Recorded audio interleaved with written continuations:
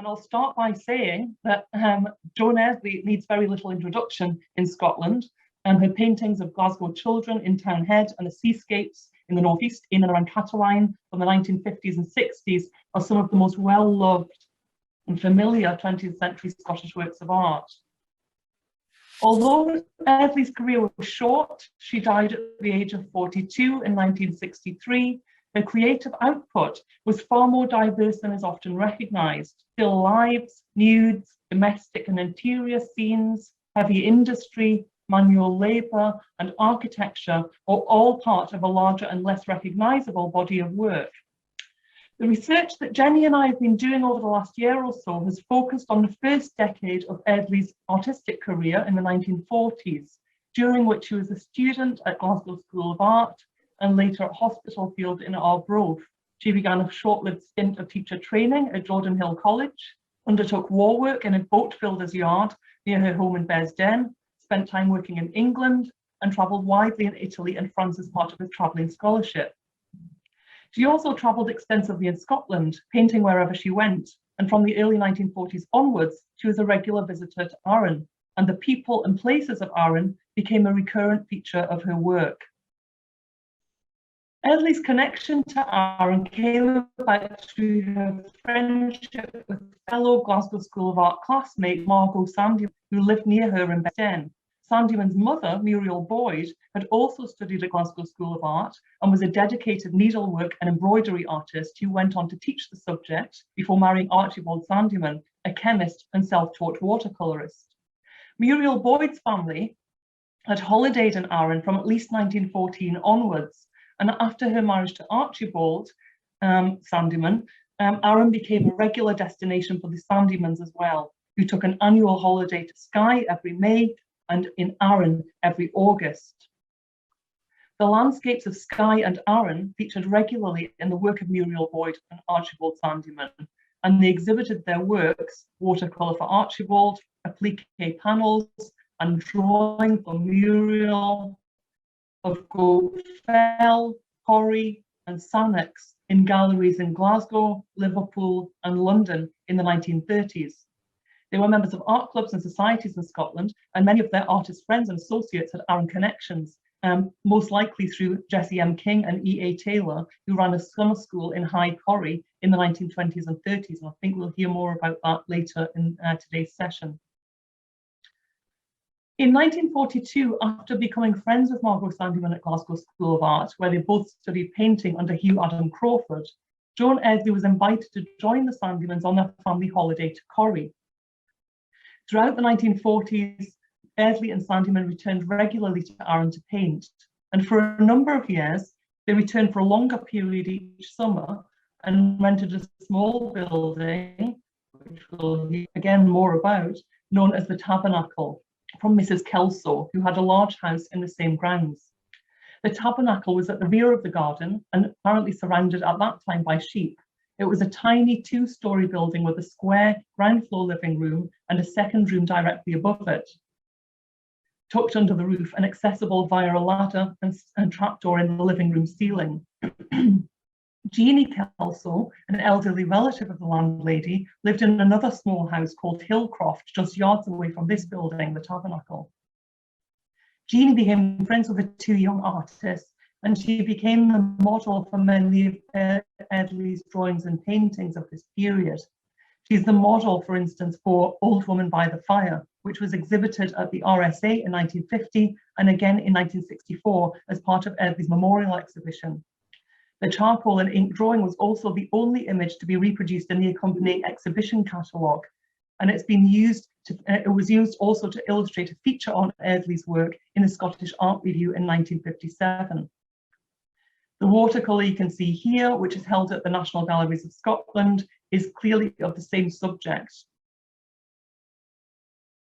While Eardley was drawn to the landscape of Arran and made her earlier seascapes there, a number of figurative works and interiors were also part of her output while based at the Tabernacle and based in Corrie. Jeannie, for example, continued to feature in Eardley's work throughout the 1940s and 50s. In 1959, she exhibited 4 gouaches of Jeannie in a solo show at the 57 Gallery in Edinburgh. This is one of them. In her 1988 biography of Eardley, Eardley's friend and former GSA classmate, the critic and curator Cordelia Oliver, wrote of the genuine rapport between Joan and Jeannie. Photographs of the two together make this very clear. The 4 gouache works, Oliver wrote, and I quote, that these small, intimate, poignant studies of resigned old age are nearer to Rembrandt than to anything in Scottish painting of the time. And Eardley's early drawings and paintings of Jeannie prefigure some of her works on similar subjects made in Italy and France, and demonstrate her interest in painting elderly people as much as young children, for which she is best known. And again, I think Jenny will come back to this topic. Joan Eardley was a prolific and committed artist. Every holiday was a working holiday, and she relished painting outdoors. On the few occasions she was alone at the Tabernacle, Eardley would write to Sandeman, often complaining of weather conditions which made painting outside a challenge. At Cataline in the late 1950s and early 60s, she became known for her attempts to battle the elements in order to paint outdoors. Her determination and resourcefulness in this regard can be traced back to her time in Arran. A letter to Sandeman described one such attempt to find a practical solution. In a letter to Sandeman, she wrote, the picture I painted yesterday was of a fir tree in the castle wood from the shore, part of the product road. I tried hard to finish it, but I haven't quite. About 11 o'clock, deluges of rain came on, and I felt absolutely fed up. And then I suddenly thought that I wasn't going to be beaten by this blasted rain again. So I erected a little tent over my canvas with my Mac and your bike and some piece of rope. It must have looked pretty funny to the people on the road. Today it is raining too, only this time there's a hurricane as well, and I don't think the little tent would stay up. It's perhaps because of this wet, windy weather in the west of Scotland that a significant number of the works Eardley made in Arran are of Jeannie and domestic interiors.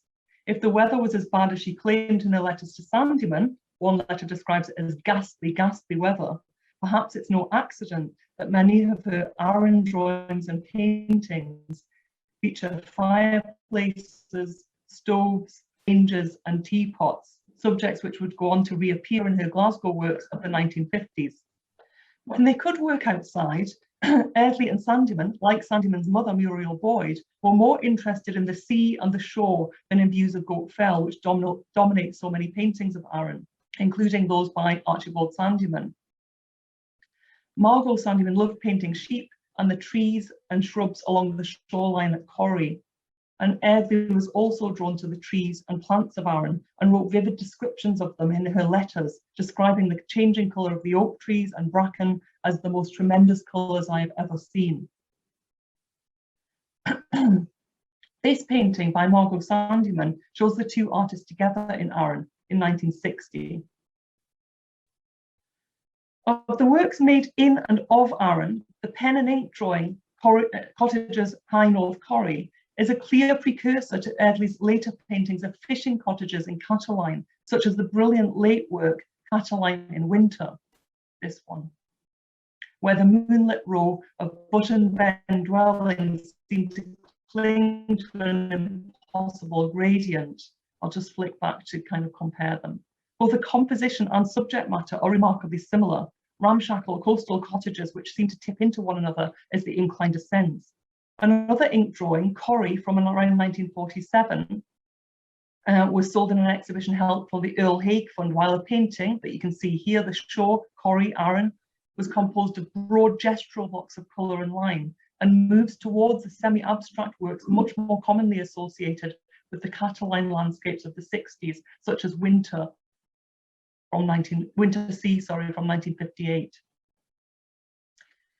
Many of Eardley's earliest publicly exhibited drawings and paintings were off the east coast of Arran around Corrie, and they were often shown alongside Sandeman's own distinctive works in a lifetime. At this point, I'm going to hand over to Jeannie Brownrigg, who will return briefly to look inside the tabernacle, and will then consider how Eardley's works produced in Arran can be seen in context with other works made in the 1940s and beyond. Thanks. Okay.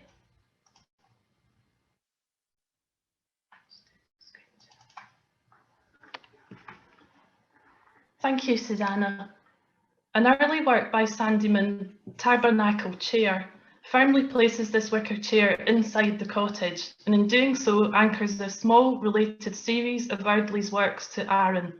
This rich seam, established by Sandeman's study of the chair on the left, runs across 2 Eardley works in Gerber Fine Art and 1 from Aberdeen Archives, Gallery and Museums.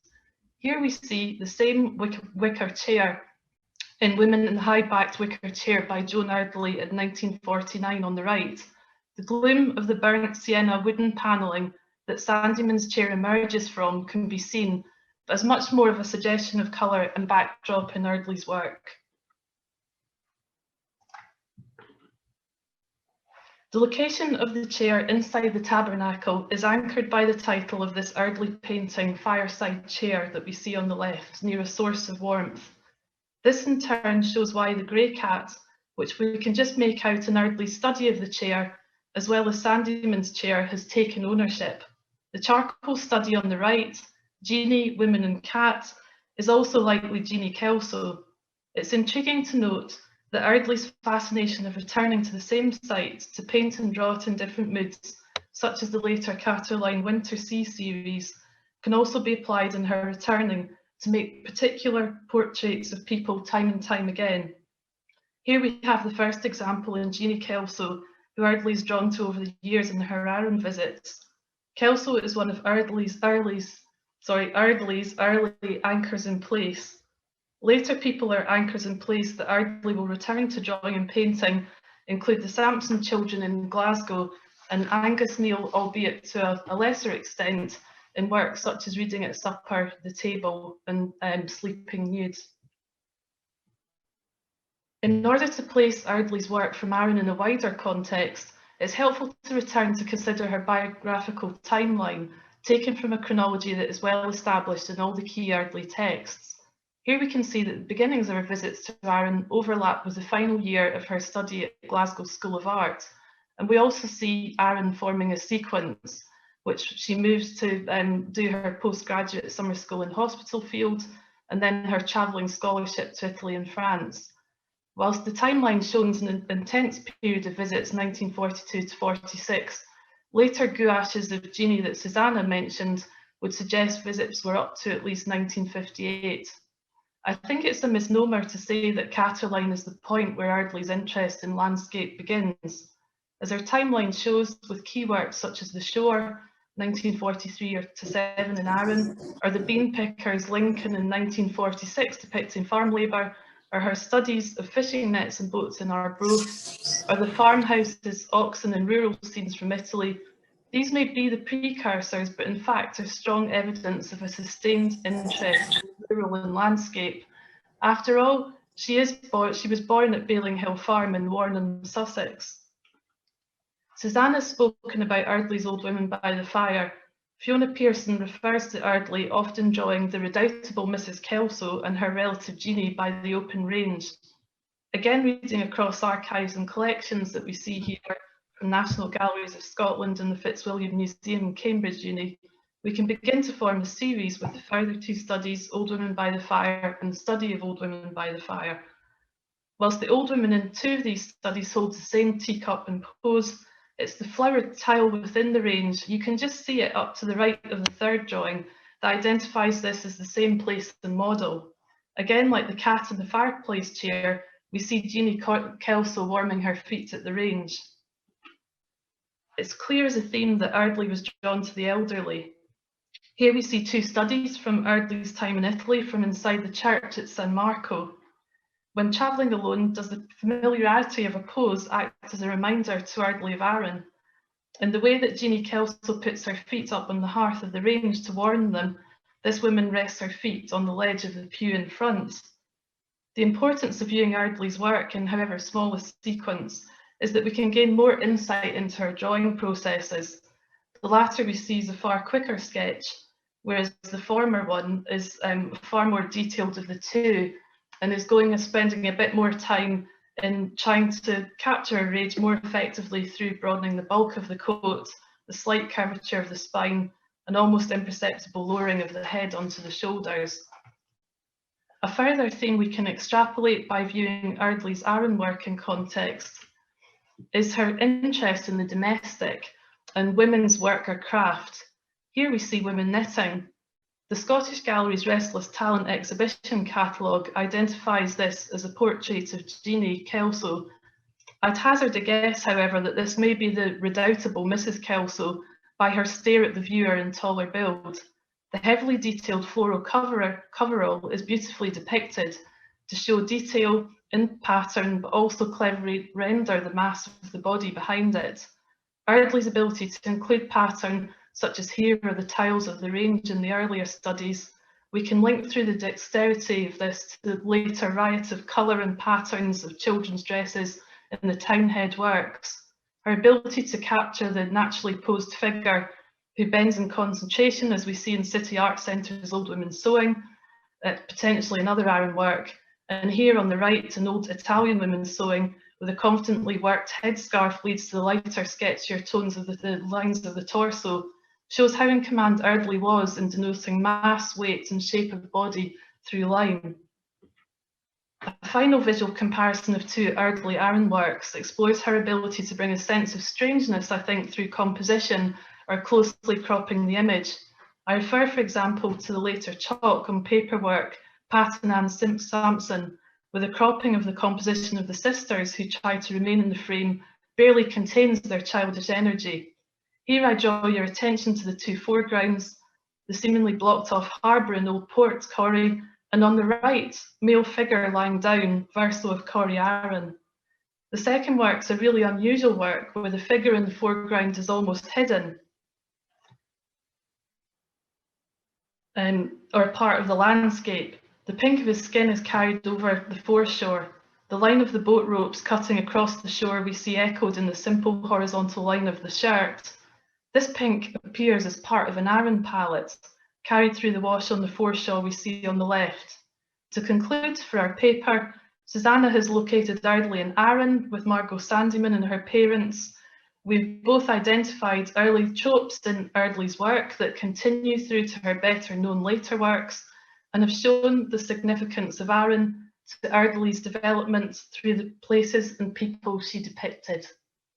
Thank you.